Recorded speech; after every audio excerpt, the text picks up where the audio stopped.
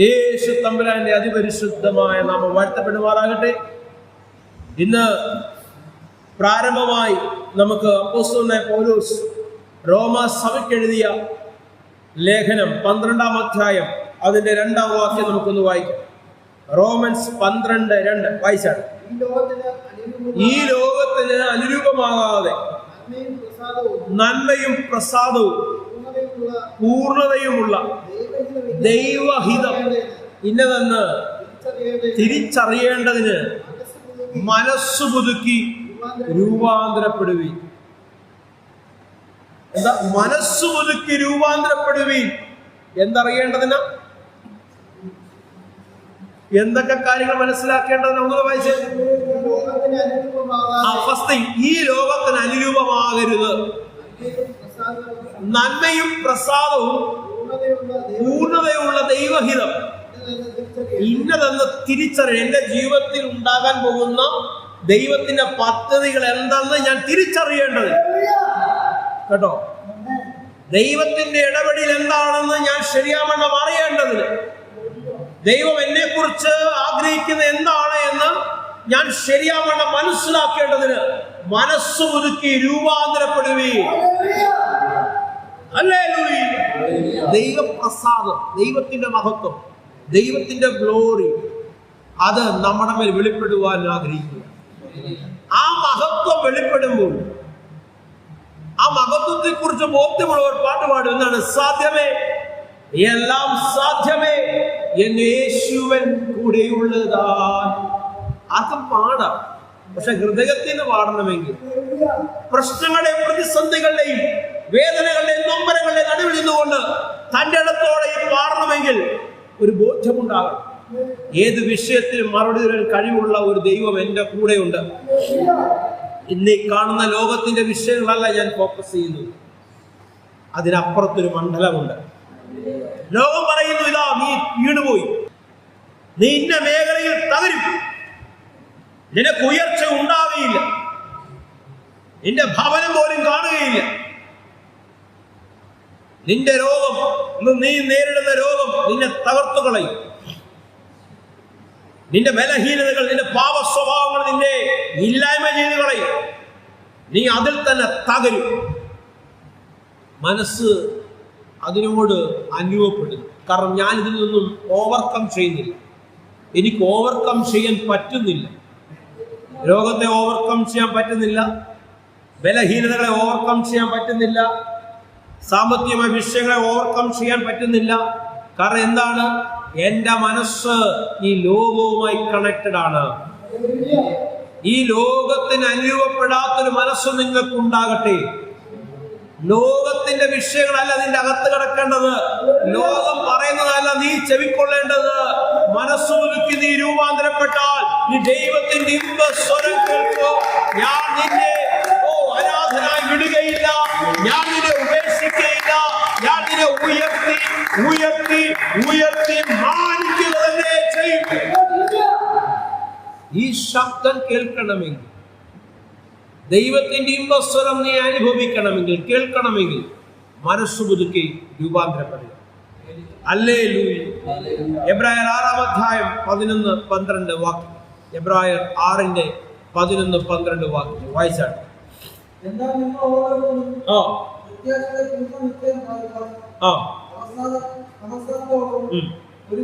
അവസാനത്തോളം ഒരുപോലെ ഉത്സാഹം കാണിക്കണമെന്ന് ഞങ്ങൾ ആഗ്രഹിക്കും.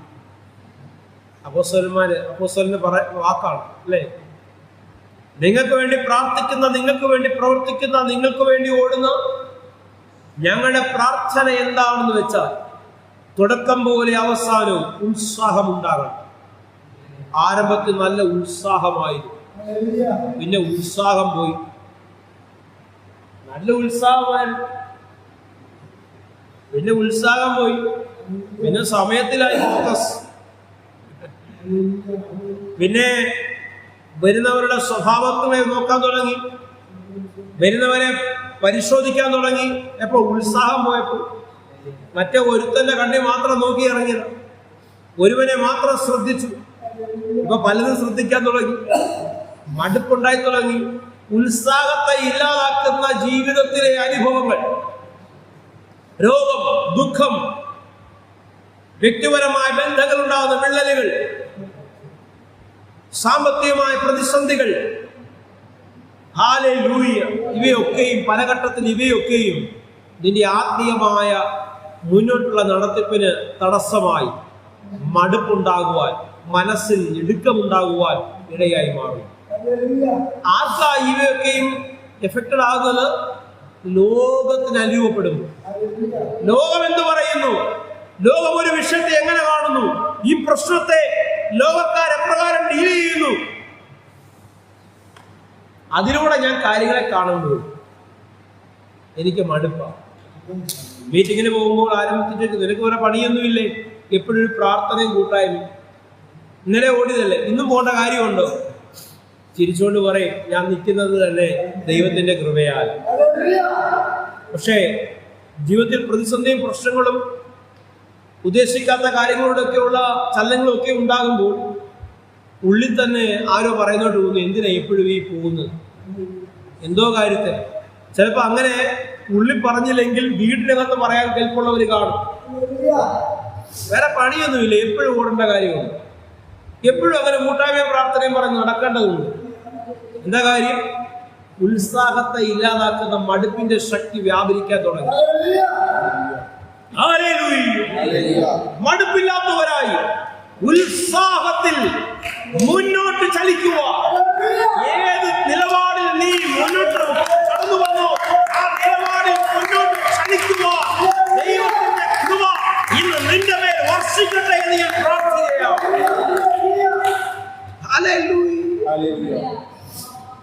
നമ്മുടെ ചർച്ചിൽ പങ്കുവച്ച ഒരു മെസ്സേജിന്റെ ടൈറ്റിൽ പ്രകാരം മൂവ് ഫോർവേഡ്, മുന്നോട്ട് ചലിക്കുക. അതിന്റെ കണ്ടന്റ് ഈ പറഞ്ഞ വിഷയമായിരുന്നില്ല.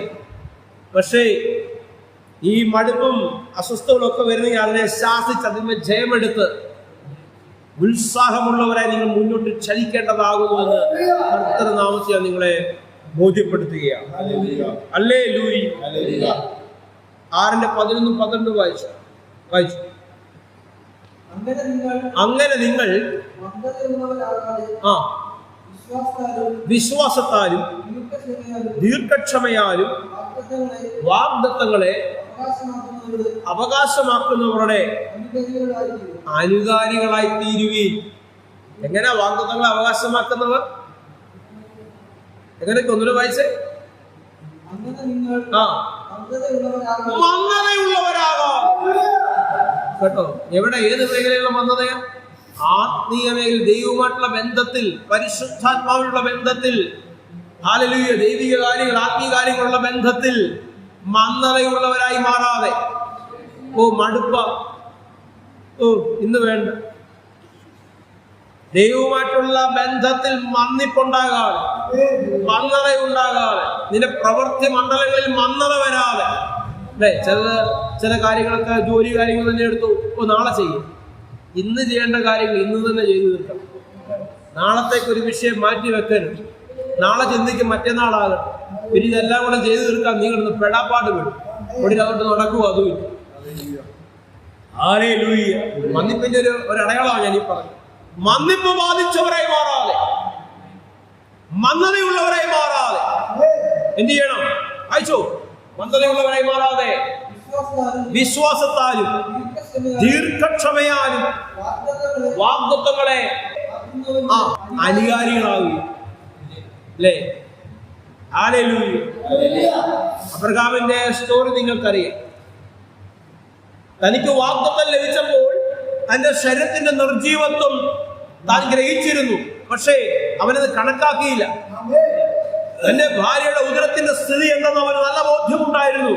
പക്ഷേ ക്ഷീണിക്കാതെ വിശ്വാസത്തിൽ അവൻ ഉറച്ചു നിന്നു. അതവന് നീതീകരണത്തിന് കാരണമായി മാറി. വാഗ്ദത്തങ്ങൾ അവന്റെ ജീവിതത്തിൽ വെളിപ്പെടുന്നതിന് കാരണമായി മാറി. ഹല്ലേലൂയ.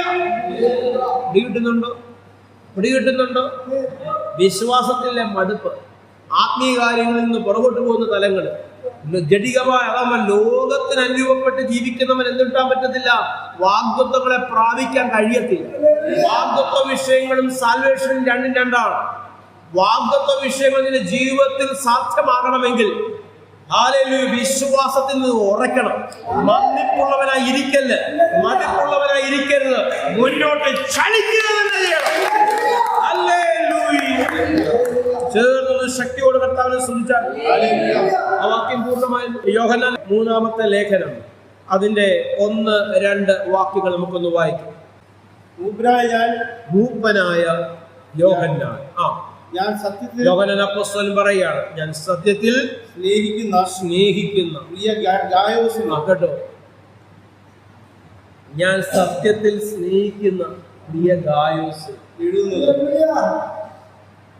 ഒരു വ്യക്തിക്ക്, ഒരു ശുശ്രൂഷകന് എഴുതുക, ഗായോസിന് എഴുതുന്ന ഒരു എഴുത്താണ്.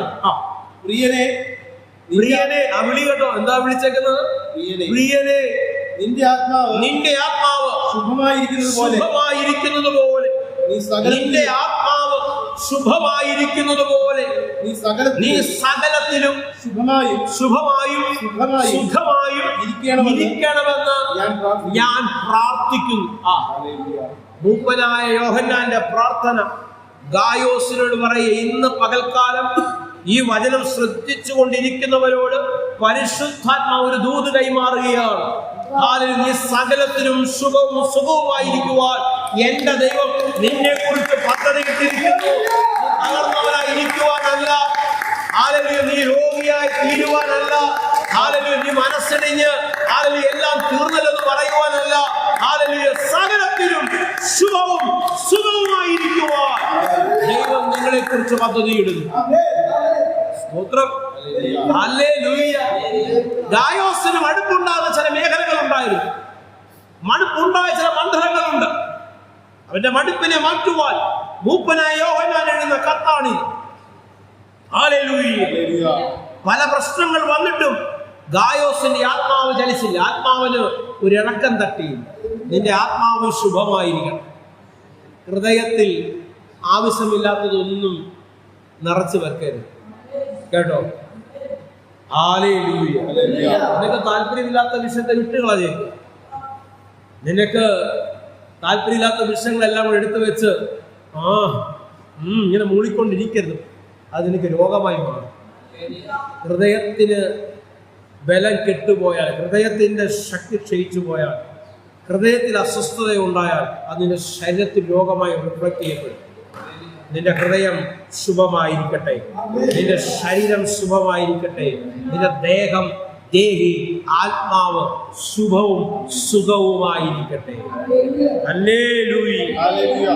സ്തോത്രം. 2 കൊരിന്ത്യൻസ് 5:17 മുതൽ 21 വരെയുള്ള വാക്യം ഒന്ന് വേഗം വായിച്ചാണ്. ഇതാണ് ഒരുവൻ ക്രിസ്തുവിലായി. ഞാൻ യേശുവിലാണ്, നീ പുതിയ സൃഷ്ടിയാണ്. എന്താ പുതിയ സൃഷ്ടിയുടെ പ്രത്യേകത? ലോകം പറയുന്ന വിഷയങ്ങളിൽ നീ ഫോക്കസ് ചെയ്യില്ല. ഒരു പ്രശ്നം വരുമ്പോൾ, പ്രതികൂലം വരുമ്പോൾ ലോകം പറയുന്ന വിഷയങ്ങൾ കേട്ട് നീ അതിനോട് അനുരൂപപ്പെടുകയില്ല. ഞാൻ പുതിയ സൃഷ്ടിയാണ്. ആരാണ്? പുതിയ സൃഷ്ടിയാണ്. ഹല്ലേലൂയ. ഒരു ക്രിസ്തുവിലായാലും പുതിയ സൃഷ്ടിയാവുന്നു. പഴയത് കഴിഞ്ഞുപോയി, ഇതാ പുതുതായി തീർന്നിരിക്കുന്നു.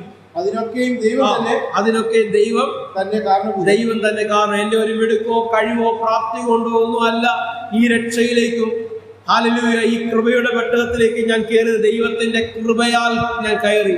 അതിന്റെ കാരണഭൂതൻ കർത്താവ് തന്നെയാണ്. ഹല്ലേലൂയ. അവൻ നമ്മെ ക്രിസ്തു മൂലം തന്നോട് നിരപ്പിച്ചു. നിരപ്പിന്റെ ശുശ്രൂഷ ഞങ്ങൾക്ക് തന്നിരിക്കുന്നു. കേട്ടോ, നമ്മുടെ ശുശ്രൂഷയുടെ ബേസ് എന്താണ്? നിരപ്പിന്റെ ശുശ്രൂഷ. അത് ഞങ്ങൾക്ക് നൽകിയിരിക്കുന്നു. ദൈവം ലോകത്തിന്റെ ലംഘനങ്ങളെ കണക്കിടാതെ ലോകത്തെ ക്രിസ്തുവിൽ തന്നോട് നിരപ്പിച്ചു. അതുകൊണ്ട് കർത്താവിനെ ആരാധിക്കാൻ നമ്മളൊക്കെ ഇവിടെ കൂടിയിരിക്കുന്നത്. ഹല്ലേലൂയ. ലോകപ്രകാരം ജീവിച്ച് പിശാചിന്റെ പദ്ധതികൾ കുടുങ്ങിപ്പോയവർ ഇന്ന് കർത്താവിനെ സകലതും മറന്ന് ആരാധിക്കുന്നത് ഹല്ലേലൂയ നിരപ്പിന്റെ ശുശ്രൂഷ കൊണ്ടാണ്. വായിച്ചാണ്, ഈ നിരപ്പിന്റെ വചനം ഞങ്ങളുടെ പക്കൽ ഞങ്ങളുടെ പക്കൽ ഈ നിരപ്പിന്റെ വചനം ഭരമേൽപ്പിച്ചിരിക്കുകയാണ്. ആകയാൽ ഞങ്ങൾ ക്രിസ്തുവിന് വേണ്ടി സ്ഥാനാപതികളായി ദൈവത്തോട് നിരന്നുകൊള്ളുവീൻ എന്ന് ക്രിസ്തുവിന് പകരം അപേക്ഷിക്കുന്നു. അത് ദൈവം ഞങ്ങൾ മുഖാന്തരം പ്രബോധിപ്പിക്കുന്നത് പോലെയാകുന്നു. പാവം അറിയാത്തവനെ നാം അവന് ദൈവത്തിന്റെ നീതിയാകേണ്ടതിന് അവൻ നമുക്ക് വേണ്ടി പാപമാക്കി. ഇതാ ഇങ്ങനെ നിരപ്പിച്ചത് അല്ലെ? പാപത്താൽ എന്നിൽ വന്ന ശാപക്കറകളെ എങ്ങനെ നീക്കി? യേശുവിന്റെ ക്രൂശിൽ മരണ മുഖാന്തരം ആ രക്തമുഖാന്തരം മാറ്റപ്പെട്ടു അല്ലെ? ആ രക്തം കൊണ്ട് എനിക്ക് ശുദ്ധീകരണം സാധ്യമായി. എന്റെ രക്ഷയും പാപമോചനവും എന്റെ ശുദ്ധീകരണവും ഒക്കെ സാധ്യമായത് കാൽവറി കൊലക്കളത്തിൽ ഒഴുകപ്പെട്ട രക്തം. Hallelujah, hallelujah. അവന്റെ രക്തത്താൽ, ത്രൂ ഹിസ് ബ്ലഡ്, അവന്റെ രക്തത്താൽ എന്റെ ജീവിതത്തിൽ എന്തൊക്കെ സംഭവിച്ചു? Salvation and sanctification. അത് എന്റെ കർമ്മം കൊണ്ടല്ല, എനിക്കുണ്ടായ രക്ഷയോ എനിക്കുണ്ടായ നീതീകരണമോ ശുദ്ധീകരണമോ ഒന്നും എന്റെ കർമ്മം കൊണ്ട് എന്റെ ജീവിതത്തിൽ വന്നതല്ല, അവന്റെ കൃപയാൽ. അതുകൊണ്ട് മനസ്സ് പുതുക്കി കർത്താവിലേക്ക് നിങ്ങളുടെ ശ്രദ്ധ തിരികട്ടെ. Hallelujah, hallelujah, hallelujah. ദൈവത്തിന്റെ അന്ത്യത്തെ ശക്തിയുടെ വ്യാപാരം ഇത് കണ്ടുകൊണ്ടിരിക്കുന്നവരുടെ ജീവിതത്തിൽ വെളിപ്പെടട്ടെ. ബന്ധനങ്ങൾ പൊട്ടട്ടെ, രോഗങ്ങൾ ഇല്ലാതായി മാറട്ടെ. നിന്റെ ആത്മാവ് ശുഭമായിരിക്കുന്നവരെ നിന്റെ ദേഹവും ശുഭമായി മാറട്ടെ. നിന്റെ ദേഹം ദേഹി ആത്മാവിന്റെ ദൈവത്തിന്റെ കരം ചലിക്കട്ടെ. എല്ലാ കണ്ണുകളും അടയട്ടെ.